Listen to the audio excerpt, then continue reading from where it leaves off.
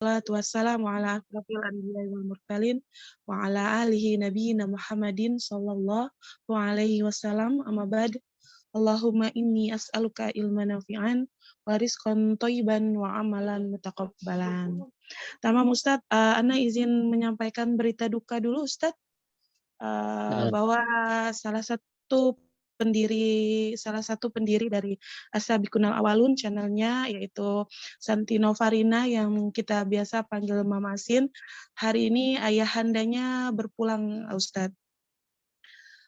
Meninggal dunia jam 2 malam kemarin Ustadz, jam 2 pagi kemarin Ustadz, dan dimakamkan di Lahat Ustadz.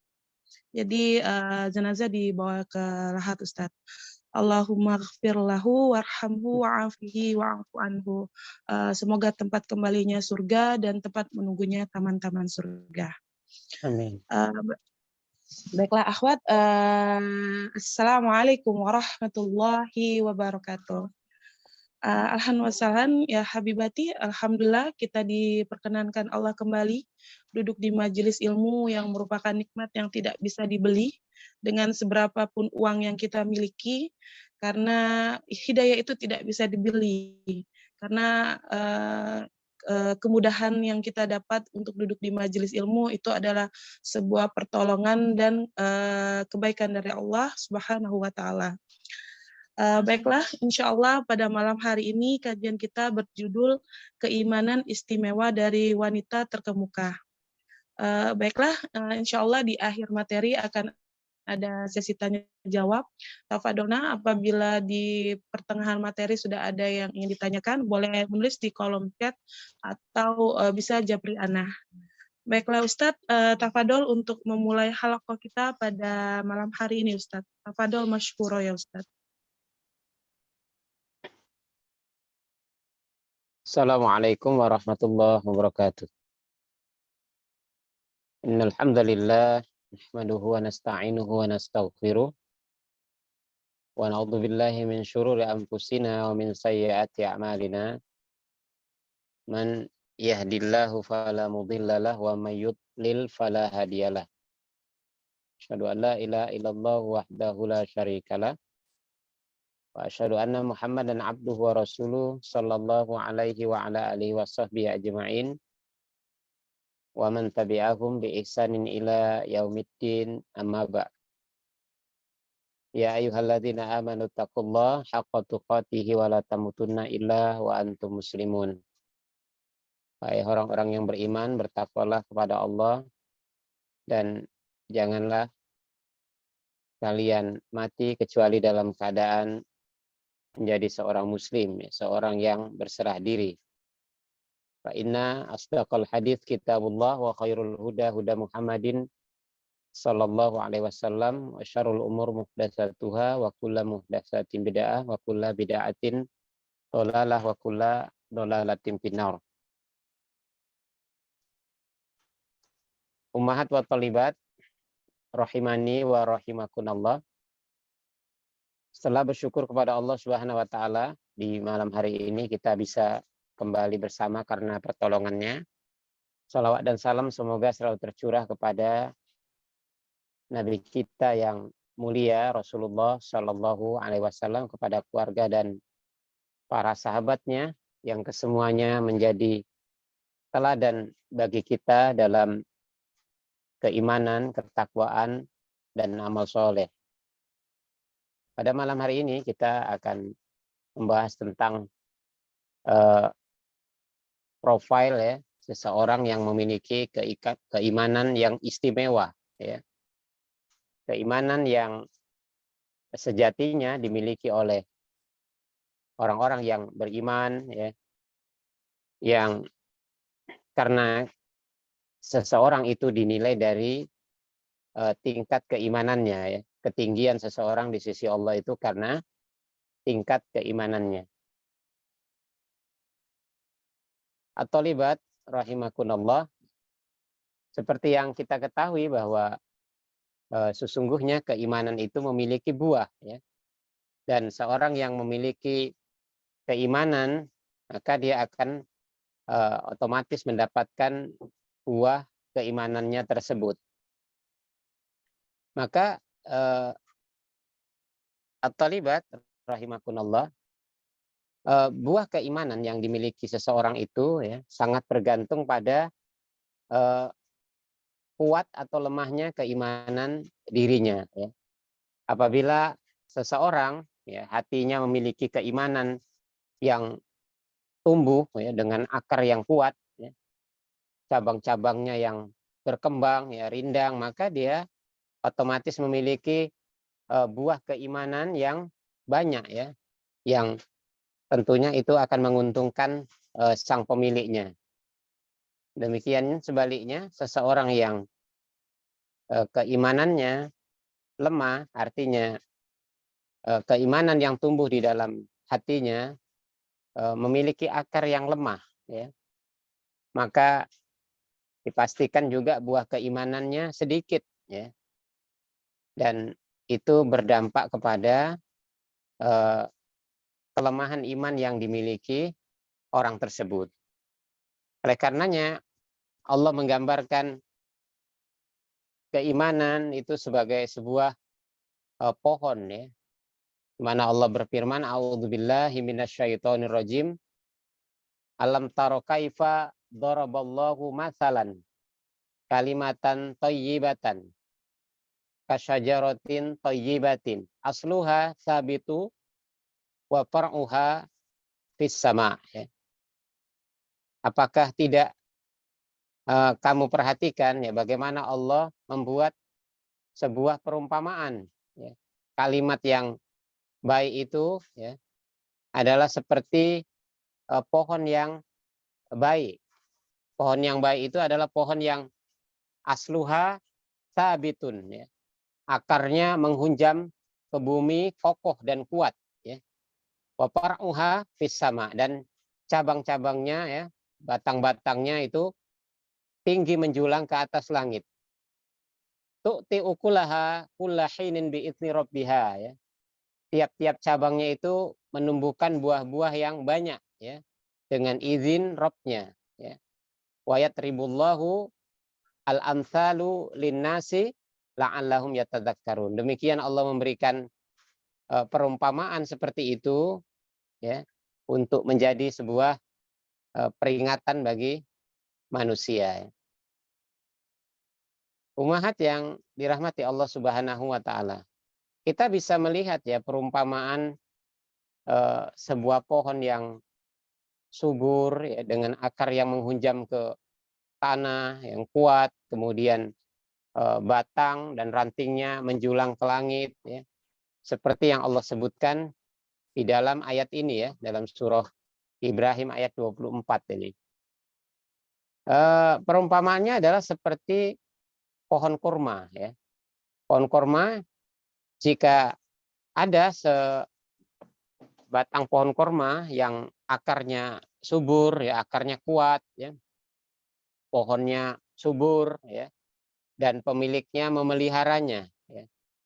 Di antaranya dia senantiasa menyirami ya, maka pohon kurma tersebut akan menghasilkan buah yang segar ya, buah yang banyak, dan tentunya menguntungkan bagi pemiliknya. Ini adalah gambaran yang disebutkan oleh para ulama ketika menafsirkan ayat 24 dari surah Ibrahim tersebut. Jadi sebagaimana pohon korma, maka begitu pula lah pohon keimanan itu. Ya. Apabila akar-akarnya kuat di dalam hati, ya, keimanan yang akarnya kuat di dalam hati selalu dijaga dengan istiqomah ya, di jalan atau di atas ketaatan kepada Allah Subhanahu wa taala ya, menjaga ketauhidannya, maka akan banyak sekali buah-buahan atau buah-buah atau faedah-faedah dari keimanan yang dimiliki oleh seseorang karena keimanannya itu. Seperti yang disebutkan oleh As-Syaikh Abdurrahman bin Nasir As-Sa'di rahimahullahu taala, bahwa di antara buah keimanan dari seorang yang beriman dengan keimanan yang benar adalah dia menjadi waliullah, ya, menjadi walinya Allah dan menjadi seseorang yang dicintai oleh Allah Subhanahu wa taala serta diperhatikan, ya. Allah berfirman, ala inna auliya Allah la khaufun alaihim walahum yahzanun, ya. Sesungguhnya wali-wali Allah itu mereka tidak akan menderita ketakutan, ya. Tidak akan dihantui dengan ketakutan. Mereka tidak akan bersedih hati, ya, dengan sesuatu yang datang kepada mereka. Oleh karenanya, para ulama menjelaskan bahwa setiap orang yang beriman, otomatis dia adalah wali Allah. Ya. Orang yang beriman dengan keimanan yang benar, dia adalah wali Allah. Tetapi wali Allah itu levelnya bertingkat-tingkat. Ya, semakin kuat keimanan seseorang, maka semakin kuat juga kewaliannya. Jadi untuk menjadi wali Allah itu tidak harus menjadi seorang kiai, ya, tidak harus menjadi, apalagi menjadi seorang pertapa, ya, menjadi orang yang kelihatannya memiliki ilmu yang dalam dan seterusnya, ya. Bahwa setiap orang yang beriman dengan keimanan yang benar, maka dia otomatis menjadi wali Allah, dan itu tingkatannya, ya, dengan level-level yang banyak. Nah, umahat yang dirahmati Allah Subhanahu wa taala, ya, sesungguhnya dalam sejarah kehidupan manusia, ya, sejarah mencatat bahwa di antara perjalanan kehidupan manusia itu ada orang-orang yang memiliki tingkat keimanan yang tinggi, ya. Kita sebut keimanannya istimewa, ya. Bahkan itu ada pada seorang wanita yang tidak bisa sembarangan dimiliki oleh keimanan seperti yang dimiliki oleh keimanan banyak para lelaki, ya.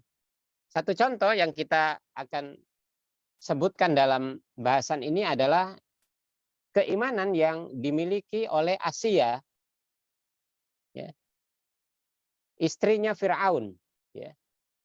Beliau adalah seorang permaisuri, ya, yang tidak tergiur dengan kekayaan dan kemegahan dari kekuasaan suaminya yang ia miliki, ya.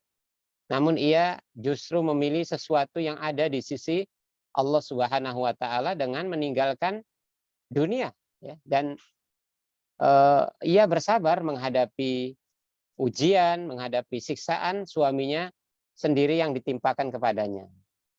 Nah, sebelum kita fokus pada peristiwa yang menimpa Asia ini, ya, kita akan menyinggung bahasan, ya, tentang bahwa di antara ketentuan Allah yang terkait dengan hambanya, ya, bahwa Allah akan membeberkan keburukan seorang hamba, ya, jika hambanya itu telah melampaui batas. Jadi kalau di dalam sebuah kesalahan seseorang memiliki kedurhakaan yang terus panjang, berkepanjangan dan melampaui batas, maka niscaya Allah akan membeberkan keburukannya itu di hadapan manusia, ya. Apalagi kalau kedurhakaan itu adalah berkaitan dengan perkara ketauhidan, ya. Artinya mencederai ketauhidan atau jatuh kepada kesyirikan. Seperti yang dialami oleh Firaun, ya, penguasa zalim, ya, di Mesir, ya. Ingatlah ketika Firaun, ia begitu ketakutan, ya, dengan berang dia memerintahkan untuk membunuhi setiap bayi-bayi laki-laki yang lahir, ya. Kalau ada bayi laki yang lahir maka dibunuh, ya. Kalau bayi perempuan dibiarkan, ya. Kata Allah, yudzabbihuna abna'akum wa yastahyuna nisa'akum. Ya, mereka bala tentaranya Firaun itu membunuhi setiap anak laki-laki kalian dan membiarkan hidup anak-anak perempuan kalian. Wa fi dzalikum bala'um min rabbikum azim, dan itu adalah di antara cobaan dari Tuhan kalian dengan cobaan yang besar. Firaun karena dia mendengar cerita dari ahli nuzumnya, ya, yang menafsirkan mimpinya bahwa akan ada lahir seorang bayi laki-laki dari Bani Israel yang itu akan membinasakannya, ya, akan menumbangkan kerajaannya dan membinasakannya. Maka Firaun pun ketakutan. Dia memerintahkan untuk melakukan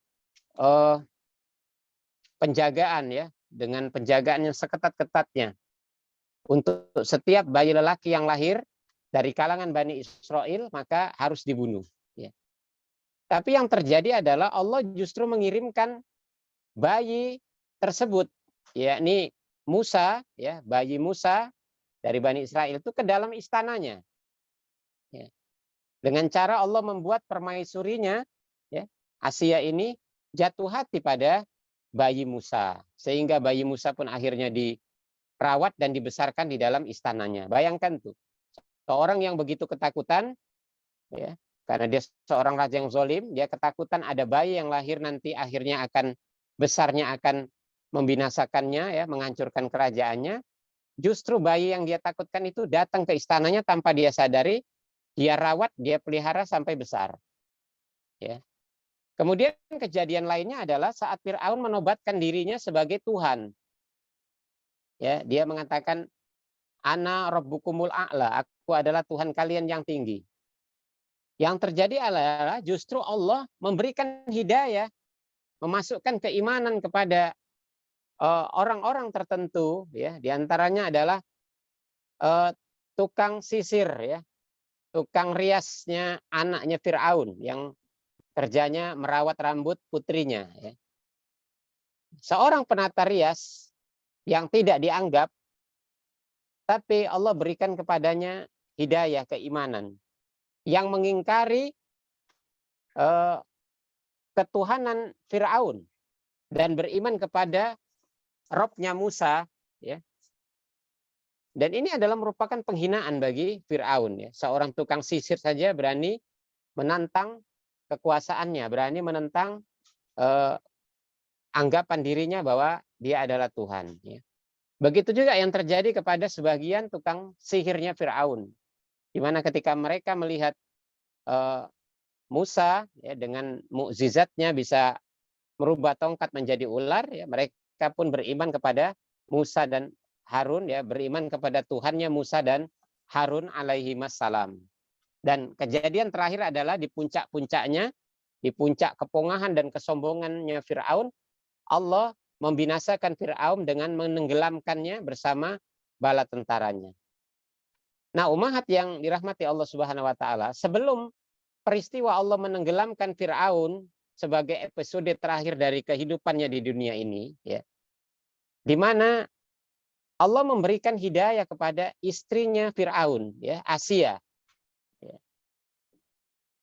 Ketika Firaun tahu bahwa istrinya sendiri adalah seorang yang beriman kepada Robnya Musa dan Harun, maka serta-merta Firaun pun menyiksa istrinya dengan siksaan yang berat, ya, di mana Firaun memaku dengan 4 paku yang besar, ya, di kedua tangan dan kedua kakinya Asia. Kemudian ia mengikat tali dan talinya itu dikaitkan dengan paku-paku yang ada di 4 penjuru itu. Menghadapi siksaan yang berat ini, ya, Asia berdoa kepada Allah Subhanahu wa taala agar Allah membebaskannya dari Firaun, ya, membebaskan dari kezolimannya. Maksudnya adalah bukan dia lepas dari siksaan Firaun itu, tetapi Asia sadar bahwa dia tidak akan lepas dan dia hanya minta menyelamatkan dari kezoliman Firaun, ya, termasuk adalah memindahkan keyakinannya kepada Allah dengan cara adalah Allah mencabut nyawanya dan memindahkannya ke negeri abadi, ya, surga yang penuh kenikmatan. Ini adalah peristiwa besar, peristiwa yang menjadi momentum bagi orang-orang yang beriman, ya, di mana ada seorang wanita memiliki keimanan yang istimewa, disiksa pun dia bahagia. Ya. Dia hanya berdoa kepada Allah Subhanahu wa taala agar ia dibangunkan rumah di dalam surga. Ya. Allah mengabadikannya di dalam surah At-Tahrim ayat 11, ya, di mana Allah berfirman, Wa daraballahu masalan lilladzina amanu imra'ata fir'auna. Dan Allah membuat perumpamaan, ya, sebuah permisalan kepada orang-orang yang beriman, yakni kisah tentang istrinya Fir'aun, ya. Idz qalat rabbi ibnili indaka baitan fil jannah. Ketika Asia dalam keadaan disiksa, dipaku, dia dipaku di 4 penjuru dan diikat, ya. Di mana para malaikat mendatanginya, menaunginya dan menghiburnya. Saat itu Asia pun berdoa kepada Allah Subhanahu wa taala. Dia mengatakan, "Rabbi ibnili indaka baitan fil jannah." Wahai Rabbku, bangunkanlah untukku rumah, ya, di sisimu di dalam surga. Wa najjini min fir'auna wa amalu, dan selamatkan aku dari Fir'aun dan perbuatannya, ya. Di antara perbuatannya adalah Fir'aun itu mengajak kepada kesyirikan, ya, karena dia mengaku dirinya Tuhan. Dan Asia sangat khawatir kalau dia tidak sabar dengan siksaan itu, dan akhirnya dia kembali kepada agamanya Fir'aun, ya, keyakinan Fir'aun untuk mengakui Fir'aun sebagai Tuhan, ya. Wa najjini minal qaumidz zalimin, dan selamatkan aku ya Allah dari perbuatan, ya, kaum yang zalim, ya. Maka Allah pun mengirimkan para malaikat, ya, untuk menaunginya, ya, memberikan hiburan kepadanya, dan Allah memperlihatkan kepada Asia rumah yang indah, ya, di dalam surga. Oleh karena di dalam satu riwayat disebutkan ketika Asia sedang disiksa oleh para algojo, ya, Asia tersenyum-senyum, ya. Karena saat itu Asia sedang dihibur oleh para malaikat dan dia melihat rumahnya yang indah di dalam surga. Maka para algojo pun terheran-heran. Kok ada orang sedang disiksa, dipaku, diikat, dijemur di tempat yang panas, dicambukin, tetapi dia malah senyum-senyum, ya. Dan hal ini dilaporkan kepada Fir'aun, ya. Bagi Fir'aun, laporan ini menjadikan dia lebih menderita. Karena tujuan orang-orang kafir itu menghalang-halangi seorang mukmin untuk meninggalkan agama dan keyakinannya, tetapi laporan yang dia dapatkan adalah istrinya yang disiksa, tapi seorang yang disiksa justru merasa bahagia, ya. Dan ini suatu keajaiban bagi orang-orang kafir yang tidak bisa menemukan hidayah. Nah, ummahat yang dirahmati Allah Subhanahu wa taala, inilah yang kita katakan, ya, di antara buah keimanan yang istimewa itu, ya, seorang wanita yang secara lahir, ya, lemah fisiknya, ya, cantik, mewah, ya, namun dia sanggup menghadapi seberat itu siksaan yang dia dapatkan, ya. Apa yang menjadi rahasianya? Ya, rahasianya adalah keimanan istimewa yang dia miliki, ya. Tentunya kita bisa perdalam masalah keimanan yang istimewa ini dengan segala turunannya, ya. Insya Allah jika ada waktu. Demikian saja bahasan ini. Wallahu ta'ala a'lam. Nah, Ustadz, jazakallah khair Ustadz atas penjabaran materinya Ustadz. Naam akhwat, tafadolna untuk menuliskan pertanyaan di kolom chat atau di Japri juga ala basa. Ustadz, Ana izin membacakan pertanyaan yang masuk terlebih dahulu. Ini agak panjang Ustadz pertanyaannya. Semoga Allah mudahkan. Assalamualaikum warahmatullahi wabarakatuh Ustadz. Semoga Ustadz dan keluarga juga kita semua selalu dalam lindungan Allah. Izin bertanya Ustadz. Ustadz, suami saya baik kalau sholat, selalu tepat waktu, tapi belum ke masjid. Masih di rumah dengan alasan karena jaga warung. Dan kalau sholat cepat-cepat.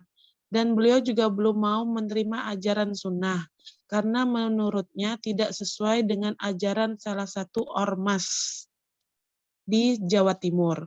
Bagaimana cara bicara untuk mengingatkan atau menegur suami agar tenang sholatnya, tidak cepat-cepat atau terburu-buru. Karena kalau saya ikut jamaah dengan beliau, beliau sangat cepat sekali sholatnya. Baru 2 ayat Al-Fatihah dalam hati sudah Allahu Akbar. Saya jadi tidak pernah khusyuk kalau jamaah dengan beliau. Jadi tidak bisa merasakan kenikmatan beribadah ketika sholat. Dan apakah boleh alasan jaga warung jadi tidak pernah sama sekali sholat? Saya tidak pernah khusyuk kalau jamaah dengan beliau, tidak bisa merasakan kenikmatan beribadah ketika sholat. Dan apakah boleh alasan jaga warung jadi tidak pernah sama sekali sholat di masjid? Kalau diingatkan beliau mudah tersinggung. Seringkali beliau tidak suka ditegur dan saya dibilang sok suci, sok benar. Saya takut kata-kata atau cara saya yang salah ketika mengingatkan suami. Mohon nasihatnya Ustadz. Jazakallahu khair, barakallahu fik atas jawabannya Ustadz. Ya, alhamdulillah ya Allah memberikan ya di antara cara Allah memberikan pahala ya kepada seseorang itu adalah dengan diuji ya. Dan seorang istri yang sudah belajar dan mulai memahami kaidah-kaidah dalam agama, ya, dia memiliki giroh ya, memiliki kecemburuan ya untuk memperbaiki keluarganya ya. Dan ini adalah ujian yang indah ya. Seorang istri dia mulai perhatian pada suaminya untuk perkara-perkara keyakinan dan ibadahnya. Tentunya ini ujian yang cukup besar ya bagi seorang istri karena masalahnya adalah sesuatu yang menimpa suaminya ya. Sementara dalam hukum asal ya suamilah yang memimpin istri, ya, suamilah yang membimbing istri. Ya. Oleh karenanya sang istri harus penuh dengan kesabaran ya, mengumpulkan kesabaran yang banyak ya.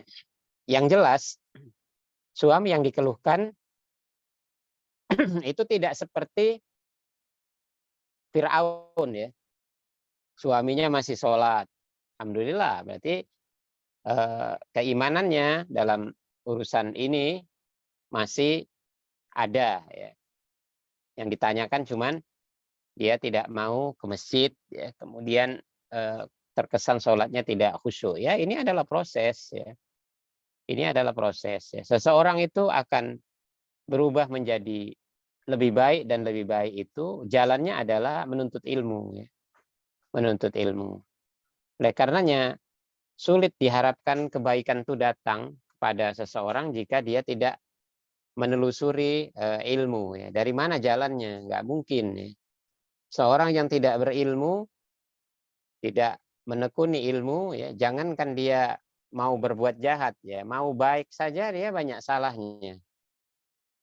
Mau baik aja dia banyak salahnya karena dia tidak dibimbing oleh ilmu yang benar ya.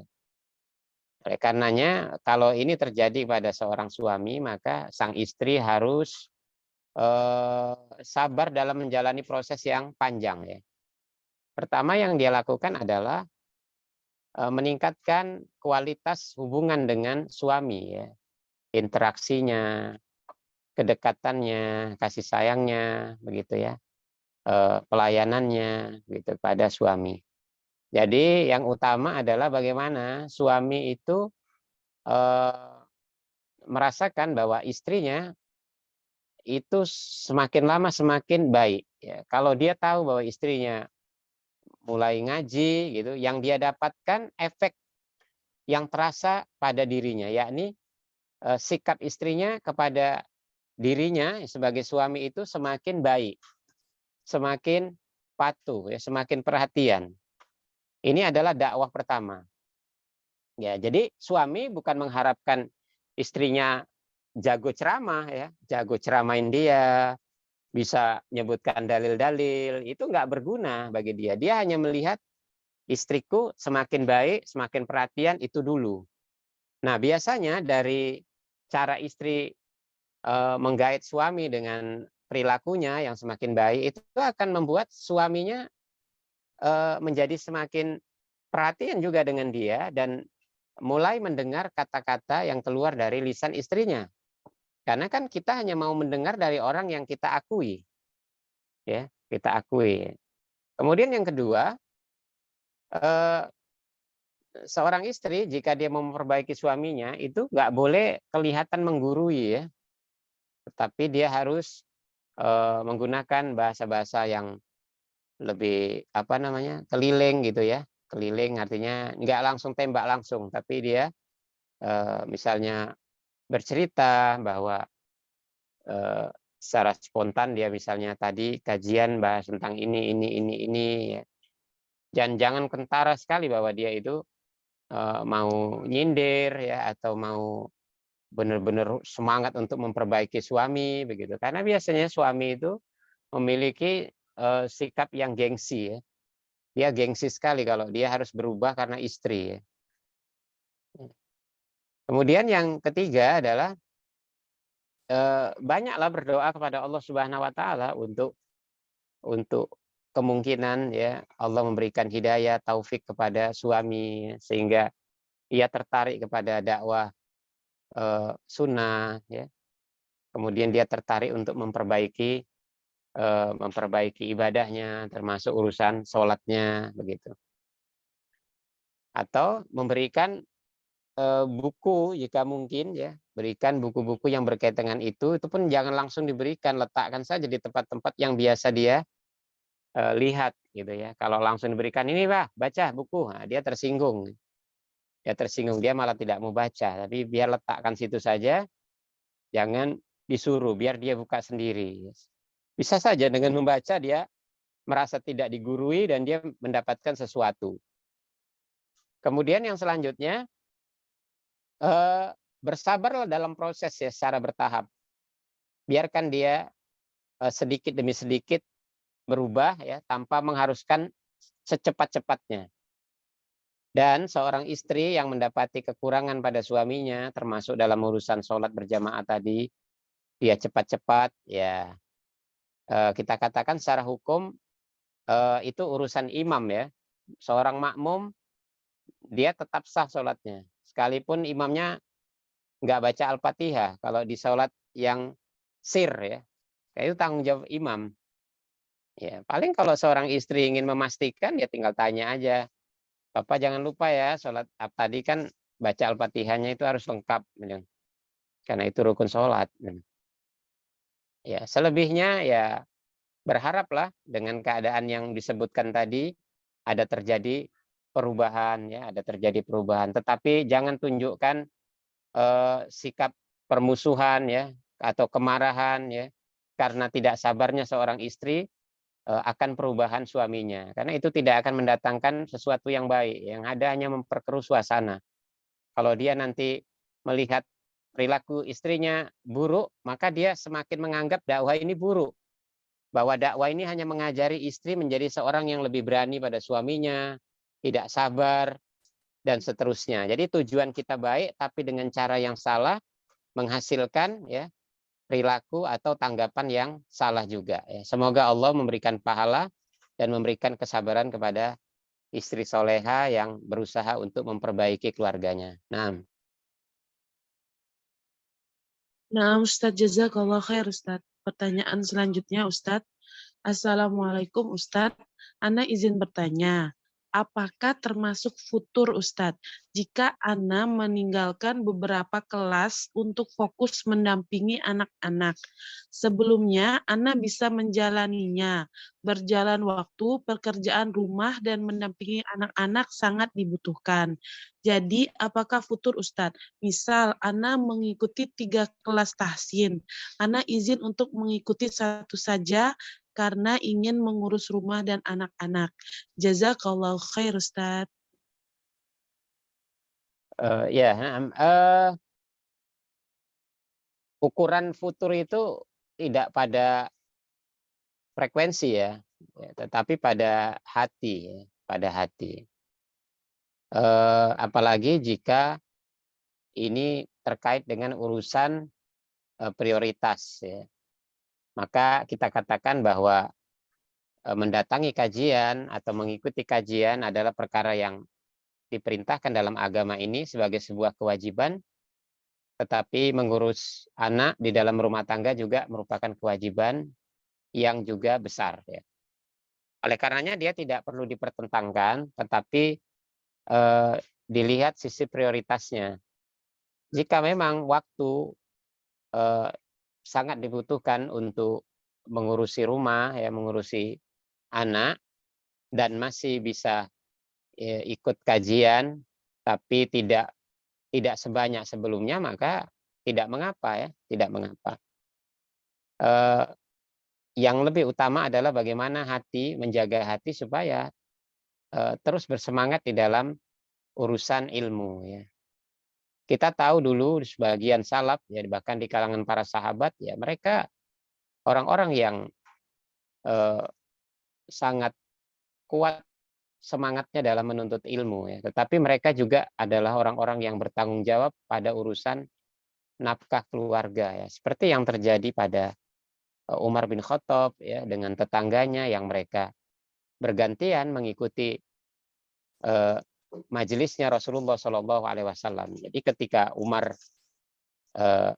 pergi ke pasar, maka dia berpesan kepada tetangganya agar nanti setelah dia pulang dari pasar, dia minta apa yang dia dapat dari majelis ilmunya Rasulullah. Begitu juga sebaliknya. Umar ikut kajian dan tetangganya yang pergi ke pasar. Karena ini adalah urusan prioritas ya. Artinya mereka sadar bahwa sebagai kepala keluarga mereka harus bekerja, harus ke pasar ya, cari nafkah. Tapi sisi yang lain mereka adalah orang-orang yang bahagia dan gembira dengan majelis ilmu. Maka mereka membagi ini dan mensiasatinya dengan siasat yang baik. Oleh karenanya seorang ibu biasa punya kajian yang banyak, tetapi ada yang terabaikan, lalu dia ambil sebagian waktunya itu untuk urusin yang prioritas, dengan tidak meninggalkan kajian yang dia sukai selama ini, ya, hati dia tetap terjaga, maka ini tidak termasuk dalam kategori futur ya. Nah, Jazakallah khair Ustadz. Pertanyaan selanjutnya, Bismillah, Ustadz, apa hukumnya seorang wanita yang safar? Misal dalam instansi tertentu ada kegiatan kantor yang membuat kita safar karena urusan pekerjaan. Jadi ini wanita pekerja Ustadz. Jadi harus safar karena ada kegiatan kantor Ustadz. Syukron Ustadz. iya, urusan safar bagi wanita adalah urusan yang sudah jelas ya, jelas ya dalam pembahasan para ulama ya, bahwa tidak boleh safar wanita ya, iladzi mahram ya, kecuali dia disertai dengan mahramnya ya. Bahkan pada sampai urusan wanita berhaji ya. Wanita berhaji, ulama berbeda pendapat apakah wanita boleh pergi berhaji tanpa didampingi mahram ya. Ada dua pendapat. Yang pertama, mutlak tidak boleh karena Rasulullah melarang ya wanita yang safar tanpa didampingi mahram. Ya, pendapat yang kedua adalah boleh jika haji yang dimaksud haji umroh yang pertama ya.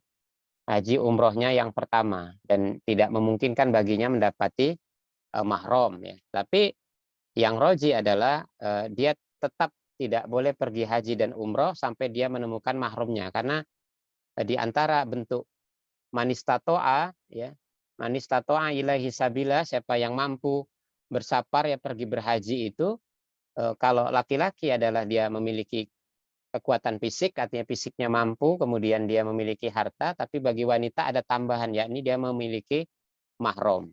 Nah, kalau masalah haji saja, para ulama bersitegang atau berpendapat dalam perkara masalah mahram, apalagi dalam urusan yang bukan berhaji ya, bukan berhaji. Yang haji saja itu dibahas oleh ulama, apalagi dalam urusan yang tidak berhaji. Oleh karenanya ya kita katakan inilah diantara fitnah atau dampak dari wanita yang berkarir ya, dia bekerja di luar pada tempat-tempat yang tidak tegak hukum syariat di dalamnya ya. Tidak tegak, di mana atasan kita ya adalah orang-orang yang tidak memahami Islam secara baik ya, sehingga terjadilah penugasan-penugasan untuk melakukan safar seorang wanita tanpa didampingi mahram.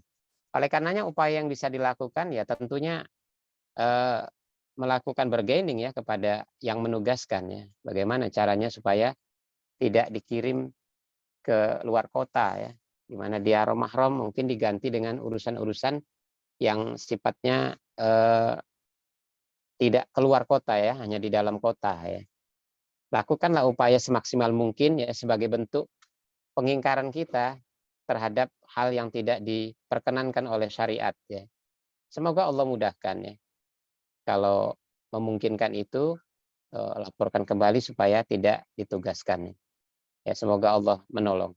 Nah, Ya, Ustadz, jazakallah khair, Ustadz. Pertanyaan selanjutnya, Ustadz. Bismillah, Assalamualaikum Ustadz. Afwan mohon bertanya. Alhamdulillah, Allah kasih rezeki kepada Ana jalan hijrah. Dan Zauji belum begitu sempurna dalam hijrah. Dan Zauji belum begitu sempurna dalam hijrah. Ana tetap selalu bersyukur, tapi Ana selalu berdoa suatu saat bisa hidup sejalan. Pertanyaan Ana, bagaimana Ana bersikap kepada Zauji Ana, Ustadz, agar Zauji memilih ikut kajian daripada berkumpul sama teman-temannya Ustadz. Anak Ana di pondok sunnah Ustadz, Alhamdulillah. Dan saya juga bersyukur karena Zauji juga selalu setuju atas keputusan Ana tentang Ana mendidik anak-anak di jalan sunnah. Tinggal Zauji saja yang belum sepenuh hatinya untuk hijrah. Afwan Ustadz, kepanjangan. Naam, jazakallahu khair, barakallahu fiik Ustadz. wa fiki barakallah. Ya ini tinggal masalah kemampuan untuk membangun ini ya, chemistry dan membangun emosional yang lebih dalam ya. Biasanya seorang itu tertarik untuk berubah, untuk hijrah, itu ada faktor kekuatan dari sebuah pergaulan ya. Dari sebuah pergaulan ya.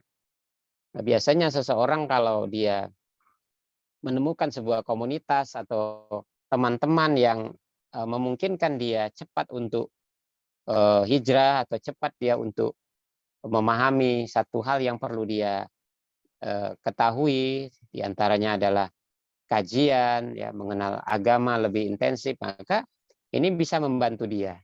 Ya kalau misal saat ini dia belum memiliki teman-teman yang dimaksud, ya mungkin lakukan pendekatan lebih intens kepada suami. Kemudian bukakan kepadanya video-video kajian, ya kan banyak para pendidik ya, para ustadz ternama yang bisa diambil ilmunya. Ya kenal dulu, kemudian cari peluang ya, dan nanti mendapatkan kajian atau dia mendapatkan teman-teman baru dari kalangan para penuntut ilmu ya di manhaj yang mulia ini ya. Ya ini hanya bagaimana seorang istri ya bersemangat tetapi terus membantu ya, mensupport suaminya agar dia semakin bisa paham ya. Dan ini hanya masalah proses. Hanya masalah proses ya. Tentunya juga tidak lepas dari hidayah Allah Subhanahu wa taala, kemudian semangat dari orang tersebut ya. Bahkan banyak orang yang sudah semangat awalnya, sudah banyak dapatnya, dia malah futur ya. Dia malah meninggalkan itu semua. Itu sudah bisa terjadi. Karena Allah lah yang paling mengerti isi hati seorang hamba dan subur atau tidaknya keimanan di dalam hati itu bergantung kepada Allah masih berkenan tidak memberikan hidayah kepadanya, menjaga keistiqomahannya, dan itu semuanya berpulang kepada orang-orang yang memelihara hatinya. Apakah dia membiarkan hatinya terus-menerus di dalam kekacauan, ya, ataukah dia terus ingin berusaha membersihkan hatinya. Ya. Kita hanya berdoa kepada Allah Subhanahu Wa Taala. Kita adalah orang yang ditolong oleh Allah Subhanahu Wa Taala. Tentunya dengan upaya-upaya yang bisa kita lakukan. Nah, Nah, Ustadz, jazakallah khair Ustadz. Pertanyaan selanjutnya, Assalamualaikum. Bismillah, Ustadz izin bertanya. Semoga Allah melindungi Ustadz dan keluarga. Ustadz, saya bekerja di tempat pengaduan untuk perempuan dan anak. Bagaimana bila suami menyiksa istri berulang sampai meninggalkan bekas dan suami tidak sholat, Ustadz? Karena yang saya tahu, bila istri menyinggung perasaan suami, bidadari pun marah dengan istri tersebut. Bagaimana Bagaimana dengan suami yang suka menyiksa istri, Ustadz? Jazakallahu khair. Ya, tidak ada pahala ya. Tidak ada pahala dan kebaikan bagi suami yang menyiksa istri. Tentunya ini eh, sebuah pilihan dan eh, posisi hukum yang berbeda-beda. Ya. Jadi seorang istri kadang-kadang dia mendapatkan perlakuan buruk dari suaminya.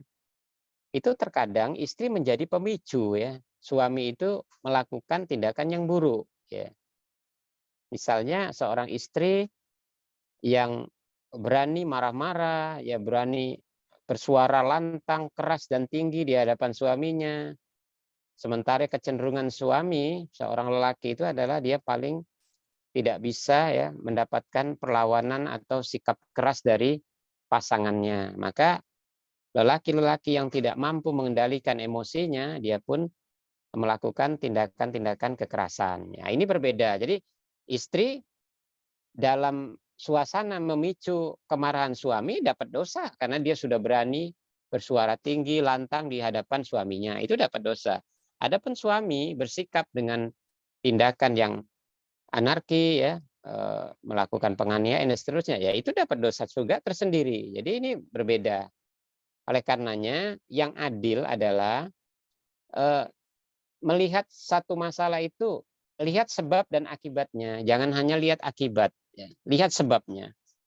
Nah, kalau kedua belah pihak bisa melihat ini sebagai sebuah kesalahan masing-masing, seorang istri dia insaf, dia mengatakan nggak layak aku sebagai istri berani seberani ini dengan suamiku keras, kasar dan seterusnya, ya dengan suara-suara yang lantang, maka dia pun bertobat kepada Allah. Dia khawatir dia termasuk yang dicela oleh para bidadari ya di antara istri-istri suaminya nanti di akhirat kelak. Bahkan bidadari itu mengatakan semoga Allah mencelakakanmu ya. Dia bergaul denganmu untuk sementara, sebentar lagi dia akan datang kepada kami dan menjadi suami kami ya. Ini pembelaan dari para bidadari.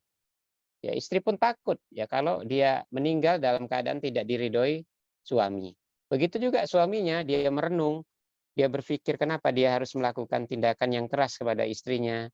Ya, dia takut kepada Allah, maka dia pun bertobat. Ya, tetapi ini semua keluar dari sebuah keimanan yang benar. Seorang suami yang tidak memiliki keimanan yang baik, ya, tidak ada rasa takutnya kepada Allah, tidak pernah menghisap dirinya, ya bagaimana dia mau berubah? Ya, tentu kita berharap ada perubahan ya. Kalau jika masing-masing pihak berubah, masing-masing pihak membenahi dirinya ya. Dan jika keduanya tidak mampu ya tentunya diharapkan ada pihak ketiga yang bisa mendamaikan mereka ya, berusaha memperbaiki ini semua karena ini adalah bahagian permainan syaitan untuk memisahkan mereka. Istri-istri yang lebih bersabar dengan perilaku suaminya, yang pertama sebelum dia bisa merubah suaminya, dia sudah dapat pahala yang besar kalau dia lakukan itu karena Allah Subhanahu wa taala. Selebihnya lakukanlah tindakan-tindakan yang lembut untuk merubah kekasaran suaminya. Sampai pada titik di mana istrinya tidak mungkin bertahan ya. Tidak mungkin bertahan dan tidak lagi tegak hukum Allah di rumah tangga itu, maka pilihan bagi istri apakah dia ingin bertahan sampai dia bisa memperbaiki suaminya atau dia memilih untuk berpisah karena Allah Subhanahu wa taala. Nah, Nah, Ustadz juga kalau khair, Ustadz. Masih ada sisa 2 pertanyaan, Ustadz. Dibacakan, Ustadz? ya nah. Izin bertanya, Ustadz, apa hukum menghadiri acara Yasinan Isra Mi'raj dengan niat silaturahmi? Iya. Uh, ini merupakan musibah ya. Kita katakan musibah ya walaupun sebagian orang tidak bisa menerima ya perbedaan ini ya. Tapi kita kembali kepada pemahaman kita masing-masing ya. Orang yang tidak bisa keluar dari pembiasaan ini ya tentunya mereka sudah nyaman dengan ritual yang biasa dilakukan ya. Adapun sebagian kita adalah orang-orang yang memahami ini secara arif ya, bahwa ini adalah ritual-ritual yang tidak berasal dari Islam ya, tidak berasal dari orang-orang yang eh, memberikan keteladanan dari umat ini di kalangan para sahabat, tabi'in atau tabi'ut tabi'in. Ini adalah perkara yang baru dan ini sebenarnya sudah tuntas dibahas oleh para ulama muktabar ya. Ulama-ulama yang masyhur muktabar di kalangan umat manusia, di kalangan Ahlussunnah ya. Walaupun selalu terjadi perdebatan dan perdebatan ini akan terus ada sampai hari kiamat ya. Semuanya kembali kepada pilihan masing-masing dan hidayah Allah Subhanahu wa taala kepada orang-orang yang dipilih. Ya adapun niat bersilaturahmi dan seterusnya ya ini tentu eh, tidak bisa menghalalkan ya sesuatu yang sudah yang terlarang ya, yang terlarang. Karena kaedahnya adalah man amila amalan laisa alaihi amruna fahuwa raddun ya. Siapa yang beramal dengan amalan yang itu bukan amalan yang dasarnya dari kami, ya, artinya bukan dari sunnah Nabi SAW, maka amalan itu ditolak. Ya, man ahdasa fi amrina hadza ma laisa minhu fahuwa raddun. Ya. Siapa yang mengada-ada perbuatan ini, ya, amalan-amalan ini yang itu bukan dari kami, maka amalannya pun ditolak. Oleh karenanya niat tadi tidak bisa merubah hukum, ya, tidak bisa merubah hukum. Ya.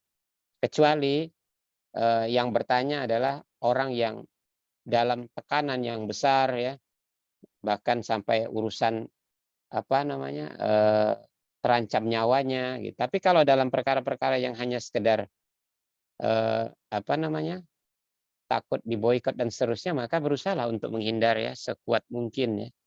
Semoga Allah menolong, tetapi kita bisa bergaul dengan mereka, berinteraksi dengan mereka pada kesempatan-kesempatan yang lain dengan santun dan penuh kecintaan ya. Tetapi dalam urusan kesalahan mereka ya kita berusaha untuk tidak bersatu di situ. Nah, Nah, Ustaz, jazakallah khair. Pertanyaan terakhir, Ustaz. Ustadz, karena suami tidak pro sunnah, seringkali kalau mau datang ke majelis ilmu, ikut kajiannya saya curi-curi waktu, terutama saat suami sedang tidak di rumah. Atau kadang saya izin tapi dengan bahasa yang global. Contoh saya izin ke pasar. Betul memang ke pasar, tapi kajian dulu baru ke pasar. Apakah boleh seperti itu, Ustadz? Karena pernah beberapa kali coba jujur ikut kajian, tapi tidak pernah diizinkan. Jazakallah khair, Ustaz. iya. Ini pertanyaan ini mengingatkan kita seperti masih hidup di zaman awal-awal apa ya Rasulullah berdakwah ya sembunyi-sembunyi ya. Masya Allah, ini adalah semangat yang luar biasa ya. Dan dalam kondisi seperti itu, karena menuntut ilmu ya, thalabul ilmi faridotun ala kulli muslim, wajib bagi seorang muslim itu tuntut ilmu, dan ini adalah kewajiban ain ya, fardu ain bukan kifayah ya, bukan rame-rame tapi setiap orang berkewajiban. Lalu suami berusaha mencegah dan melarang, maka siasat yang dilakukan istri ini siasat yang dibolehkan ya, diperbolehkan ya, bukan sampai pada perkara juga apa namanya terlupa atau lalai dalam urusan rumah tangga, tapi hanya mencari waktu ya di antara waktu-waktu yang banyak untuk bisa ikut kajian ya. Semoga Allah merahmati eh, yang bertanya ya sebagai istri dan akhirnya nanti bisa mengajak suami kepada dakwah yang mulia ini. Nah, Nah, Ustadz, itu tadi yang merupakan pertanyaan terakhir, Ustadz. Tafadol ditutup halaqah kita pada malam hari ini dengan untayan nasihat singkat, Ustadz. iya, umahat yang Semoga dirahmati Allah Subhanahu wa taala. Jadi besarnya pengaruh keimanan yang benar itu ya, yang tumbuh itu bisa eh, menjadikan seseorang itu kuat dalam segala situasi ya, termasuk situasi di mana dia disiksa yang dan atau diperlakukan hina oleh orang-orang yang zolim ya, oleh orang-orang yang zolim. Sampai-sampai seorang wanita seperti Asia yang kita sebut tadi ya, lembut, cantik, mewah, dan biasa hidup di tengah kemewahan ya, di dalam sebuah kerajaan besar, itu mampu bersabar menghadapi siksaan yang datang dari suaminya sendiri. Dalam rangka apa? Dalam rangka menggapai keridhaan Robnya ya, dan ingin mendapatkan surga yang dijanjikan. Jika Asia bisa bersabar dengan siksaan yang berat dari tekanan dan siksaan suaminya Firaun, itu berbeda ya, yang berbeda keimanan dan keyakinannya. Maka para wanita di zaman ini dia tidak diminta untuk bersabar dengan kesabaran yang dimiliki oleh Asia dalam urusan hal-hal yang besar siksaannya. Tapi wanita di zaman ini paling dia hanya diminta untuk sabar dalam perkara yang jauh lebih ringan daripada apa yang dihadapi oleh Asia istri Firaun ya. Misalnya wanita saat ini hanya diminta untuk lebih bersabar menghadapi keburukan atau sikap suaminya ya. Dan tentunya suaminya tidak seburuk dan sekejam Firaun.